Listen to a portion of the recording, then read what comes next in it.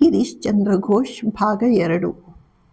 ಓಂ ಗುರುರ್ ಬ್ರಹ್ಮ ಗುರುರ್ ವಿಷ್ಣು ಗುರುರ್ ದೇವೋ ಮಹೇಶ್ವರಃ ಗುರುರೇವ ಪರಂ ಬ್ರಹ್ಮ ತಸ್ಮೈ ಶ್ರೀ ಗುರವೇ ನಮಃ.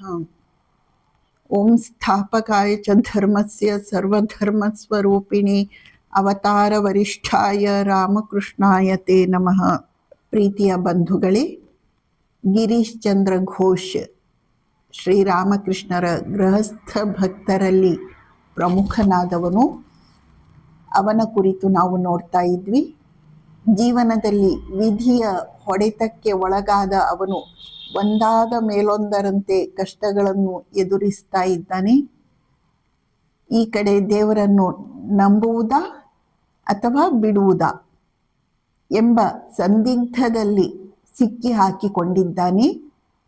ಇದೇ ಸಂದರ್ಭದಲ್ಲಿ ಅವನಿಗೆ ಇಂಡಿಯನ್ ಮಿರರ್ ಎಂಬ ಪತ್ರಿಕೆಯ ಮೂಲಕ ಶ್ರೀರಾಮಕೃಷ್ಣರ ವಿಚಾರ ಗೊತ್ತಾಗುತ್ತದೆ. ಅಲ್ಲದೆ ಕೇಶವಚಂದ್ರಸೇನ ಮತ್ತು ಅವನ ಅನುಯಾಯಿಗಳು ಶ್ರೀರಾಮಕೃಷ್ಣರನ್ನು ಅನುಸರಿಸ್ತಾ ಇದ್ದಾರೆ ಎಂಬ ವಿಷಯವೂ ಗೊತ್ತಾಯಿತು.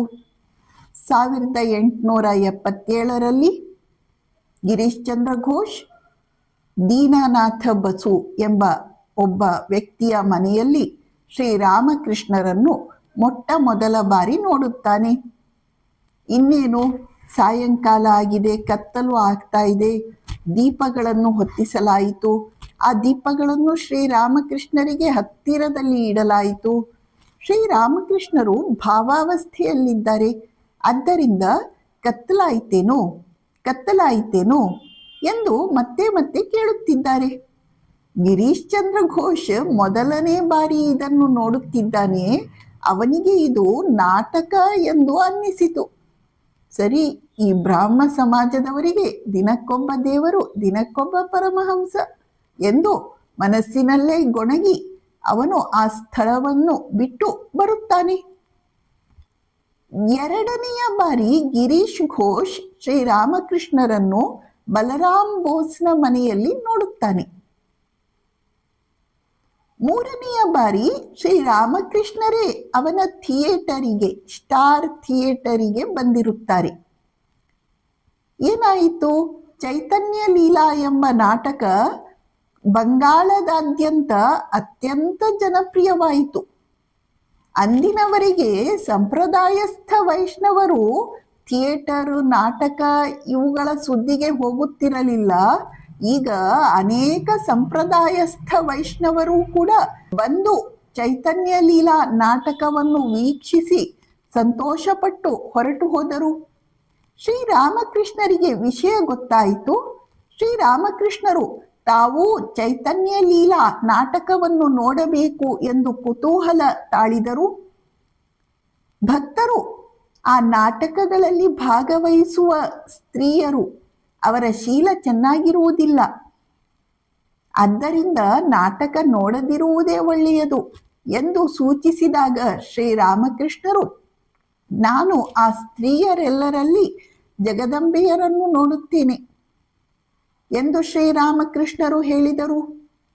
ಸರಿ, ಶ್ರೀರಾಮಕೃಷ್ಣರು ಮತ್ತು ಶಿಷ್ಯರು ಸ್ಟಾರ್ ಥಿಯೇಟರಿಗೆ ಹೋದರು.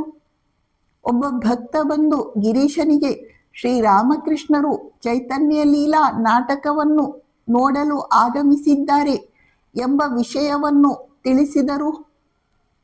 ಗಿರೀಶ ಹೊರಗೆ ಬರುತ್ತಾನೆ. ಗಿರೀಶನನ್ನು ನೋಡಿದೊಡನೆ ಶ್ರೀರಾಮಕೃಷ್ಣರು ಬಗ್ಗಿ ನಮಸ್ಕರಿಸಿದರು. ಗಿರೀಶ ಹಾಗೆಯೇ ಬಗ್ಗಿ ನಮಸ್ಕರಿಸಿದ. ಶ್ರೀರಾಮಕೃಷ್ಣರು ಇನ್ನೂ ಬಗ್ಗಿ ನಮಸ್ಕರಿಸಿದರು. ಗಿರೀಶನೂ ಅದೇ ರೀತಿ ಬಗ್ಗಿ ನಮಸ್ಕರಿಸಿದ. ಶ್ರೀರಾಮಕೃಷ್ಣರು ಮತ್ತೆ ನಮಸ್ಕರಿಸಿದರು. ಗಿರೀಶ ಮನಸ್ಸಿನಲ್ಲೇ ಇದು ಇದೇ ರೀತಿ ಮುಂದುವರಿಯುತ್ತಲೇ ಇರುತ್ತದೆ ಎಂದು ಮನಸ್ಸಿನಲ್ಲೇ ನಮಸ್ಕರಿಸಿ ಅವರನ್ನು ಆದರದಿಂದ ಒಳಗೆ ಕರೆದುಕೊಂಡು ಬರುತ್ತಾನೆ. ಒಂದು ಬಾಕ್ಸ್ನಲ್ಲಿ ಅವರನ್ನು ಕೂಡಿಸುತ್ತಾನೆ. ತನಗೆ ಅನಾರೋಗ್ಯದ ಕಾರಣವನ್ನು ಹೇಳಿ ಅವನು ಅಲ್ಲಿಂದ ಹೊರಟು ಹೋಗುತ್ತಾನೆ. ಶ್ರೀರಾಮಕೃಷ್ಣರು ಚೈತನ್ಯ ಲೀಲಾ ನಾಟಕವನ್ನು ವೀಕ್ಷಿಸಿದರೂ ಅವರಿಗೆ ಬಹಳ ಆನಂದವಾಯಿತು. ಅವರೇ ಮುಂದೆ ಹೇಳುವಂತೆ ಅಸಲಿ ನಕಲಿ ಎರಡೂ ಒಂದೇ ಆಗಿ ಗೋಚರಿಸಿದವು. ಅಂದ್ರೇನೋ ನಾಟಕ ನಿಜವಾದ ದೃಶ್ಯವನ್ನೇ ನೆನಪಿಗೆ ತಂದಿತು. ಅದರಲ್ಲಿ ಚೈತನ್ಯ ಮಹಾಪ್ರಭುವಿನ ಪಾತ್ರವನ್ನು ವಹಿಸಿದಂತಹ ನಟಿ, ಅವಳ ಹೆಸರು ನಟಿ ವಿನೋದಿನಿ. ಅವಳು ಶ್ರೀರಾಮಕೃಷ್ಣರಿಗೆ ನಾಟಕ ಮುಗಿದ ಮೇಲೆ ಬಂದು ನಮಸ್ಕರಿಸುತ್ತಾಳೆ. ಶ್ರೀರಾಮಕೃಷ್ಣರು ಅವಳ ತಲೆಯ ಮೇಲೆ ಕೈ ಇಟ್ಟು ಆಶೀರ್ವದಿಸುತ್ತಾರೆ. ಅವಳು ಅದನ್ನು ತನ್ನ ಜೀವನದ ಅನರ್ಘ್ಯ ನಿಧಿಗಳಲ್ಲಿ ಒಂದು ಎಂದು ತನ್ನ ಸ್ಮೃತಿಗಳಲ್ಲಿ ಹೇಳಿಕೊಳ್ಳುತ್ತಾಳೆ. ಜಗತ್ತಿನ ಅಸಂಖ್ಯಾತ ಜನ ತನ್ನನ್ನು ಶೀಲಗೆಟ್ಟವಳು ಅಥವಾ ಇನ್ಯಾವುದೇ ನೀಚ ಶಬ್ದಗಳಿಂದ ಹೇಳಲಿ, ಆದರೆ ಶ್ರೀರಾಮಕೃಷ್ಣರಂತಹ ಮಹಾಪುರುಷರ ಕೃಪೆಗೆ ಪಾತ್ರಳಾದ ನನ್ನ ಜೀವನ ಧನ್ಯವಾಯಿತು ಎಂದು ನಟಿ ವಿನೋದಿನಿ ಸ್ಮರಿಸಿಕೊಳ್ಳುತ್ತಾಳೆ. ಶ್ರೀರಾಮಕೃಷ್ಣರು ಚೈತನ್ಯ ಲೀಲಾ ನಾಟಕವನ್ನು ನೋಡಿ ದಕ್ಷಿಣೇಶ್ವರಕ್ಕೆ ಮರಳಿದರು. ಇದು ಆಗಿ ಕೆಲವು ಕಾಲದ ನಂತರ ಒಮ್ಮೆ ಗಿರೀಶ ತನ್ನ ಒಬ್ಬ ಸ್ನೇಹಿತನ ಮನೆಯ ಹೊರಗಡೆ ಕಟ್ಟೆಯ ಮೇಲೆ ಕುಳಿತುಕೊಂಡಿದ್ದಾನೆ. ಶ್ರೀರಾಮಕೃಷ್ಣರು ನಾರಾಯಣ ಮತ್ತಿತರ ಭಕ್ತರೊಡನೆ ಆ ಮಾರ್ಗವಾಗಿ ನಡೆದುಕೊಂಡು ಹೋಗುತ್ತಿದ್ದಾರೆ. ನಾರಾಯಣ ಅದೋ ಅಲ್ಲಿ ಗಿರೀಶ್ ಘೋಷ್ ಕುಳಿತಿದ್ದಾನೆ ಎಂದು ಶ್ರೀರಾಮಕೃಷ್ಣರಿಗೆ ಹೇಳಿದ. ಶ್ರೀರಾಮಕೃಷ್ಣರು ಗಿರೀಶನನ್ನು ನೋಡುತ್ತಲೇ ನಮಸ್ಕರಿಸಿ ಮುಂದಕ್ಕೆ ಹೋದರು. ಗಿರೀಶನು ಪ್ರತಿಯಾಗಿ ನಮಸ್ಕರಿಸಿದ. ಶ್ರೀರಾಮಕೃಷ್ಣರು ಮುಂದಕ್ಕೆ ಹೋದೊಡನೆ ಗಿರೀಶನಿಗೆ ತನ್ನ ಹೃದಯದಲ್ಲಿ ಏನೋ ಒಂದು ಅವರ್ಣನೀಯ ಆಕರ್ಷಣೆ ಅನುಭವಕ್ಕೆ ಬಂದಿತು. ತಾನು ಶ್ರೀರಾಮಕೃಷ್ಣರ ಹಿಂದೆ ಹೋಗಿಯೇ ಬಿಡಬೇಕು ಎಂದು ತೀವ್ರವಾಗಿ ಅನ್ನಿಸತೊಡಗಿತು. ಆ ಬಗೆಯ ದೈವಿ ಆಕರ್ಷಣೆಯನ್ನು ಅವನು ಹಿಂದೆಂದೂ ಅನುಭವಿಸಿರಲಿಲ್ಲ. ಈಗ ತಾನು ಶ್ರೀರಾಮಕೃಷ್ಣರನ್ನು ಹಿಂಬಾಲಿಸಿಕೊಂಡು ಹೋದರೆ ಮರ್ಯಾದೆಯ ಪ್ರಶ್ನೆ. ತನ್ನನ್ನು ಯಾರೂ ಆಮಂತ್ರಿಸಲಿಲ್ಲ, ತಾನು ಹೇಗೆ ಹೋಗುವುದು? ಹಾಗಂತ ಹೋಗದೇ ಇರಲಿಕ್ಕೆ ಅವನ ಮನಸ್ಸು ಒಪ್ಪುತ್ತಲಿಲ್ಲ. ಅಂತಹ ಒಂದು ಅದಮ್ಯ ಆಕರ್ಷಣೆ ಅವನ ಒಳಗಡೆ ಅನ್ನಿಸಿಬಿಟ್ಟಿದೆ. ಅಷ್ಟು ಹೊತ್ತಿಗೆ ಸರಿಯಾಗಿ ಶ್ರೀರಾಮಕೃಷ್ಣರ ಓರ್ವ ಶಿಷ್ಯರು ಗಿರೀಶನ ಹತ್ತಿರ ಬಂದು, ಶ್ರೀರಾಮಕೃಷ್ಣರು ನಿಮ್ಮನ್ನು ಕರೆಯುತ್ತಿದ್ದಾರೆ ಎಂದು ಹೇಳಿದನು. ಗಿರೀಶನಿಗೆ ಬಹಳ ಸಂತೋಷವಾಯಿತು. ಶ್ರೀರಾಮಕೃಷ್ಣರು ಹೋಗಿದ್ದುದು ಬಲರಾಮ ಬೋಸ್ನ ಮನೆಗೆ. ಗಿರೀಶ ಅಲ್ಲಿಗೆ ಹೋದ. ಆರಂಭದ ಕೆಲವು ಮಾತುಕತೆಗಳಾದ ಮೇಲೆ ಗಿರೀಶ ಶ್ರೀರಾಮಕೃಷ್ಣರನ್ನು ಗುರು ಎಂದರೆ ಯಾರು ಎಂದು ಪ್ರಶ್ನಿಸುತ್ತಾನೆ.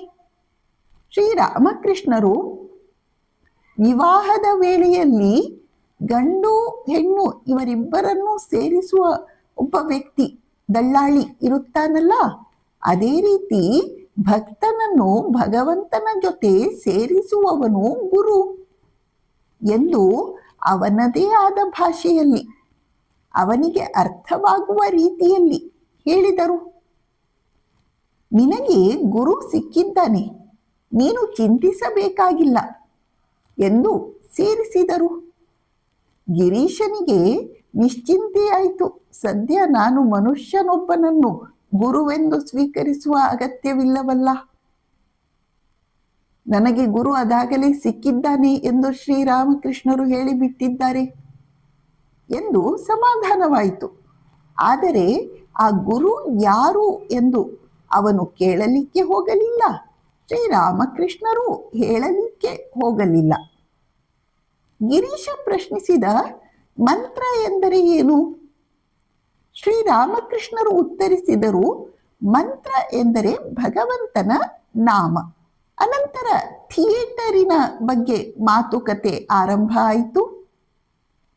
ಶ್ರೀರಾಮಕೃಷ್ಣರು ತಾವು ಇನ್ನೊಮ್ಮೆ ಅವನ ಥಿಯೇಟರಿಗೆ ಬರುವುದಾಗಿಯೂ ಅವನು ತಮ್ಮ ಹತ್ತಿರ ಹಣವನ್ನು ತೆಗೆದುಕೊಳ್ಳಬೇಕೆಂದು ಹೇಳಿದರು. ಗಿರೀಶ ಬೇರೆ ಉಪಾಯವಿಲ್ಲದೆ ಒಪ್ಪಿಕೊಂಡ. ಹೀಗೆ ದಿನೇ ದಿನೇ ಗಿರೀಶ ಶ್ರೀರಾಮಕೃಷ್ಣರ ಆಪ್ತ ವಲಯದೊಳಗೆ ಸೇರಿಕೊಳ್ಳತೊಡಗಿದ. ಶ್ರೀರಾಮಕೃಷ್ಣರ ವ್ಯಕ್ತಿತ್ವ, ನಡೆನುಡಿ, ಮಾತುಕತೆ ಪ್ರತಿಯೊಂದು ಅವನ ಪಾಲಿಗೆ ಅತ್ಯಂತ ಆಪ್ಯಾಯಮಾನವೆನಿಸಿ ಅವನ ರನ್ಮನಗಳನ್ನು ಅವರ ವ್ಯಕ್ತಿತ್ವವೇ ತುಂಬಿಕೊಳ್ಳತೊಡಗಿತು. ಓಂ ಶಾಂತಿ ಶಾಂತಿ ಶಾಂತಿ. ಹರಿ ಓಂ ತತ್ಸತ್. ಶ್ರೀರಾಮಕೃಷ್ಣಾರ್ಪಣಮಸ್ತು.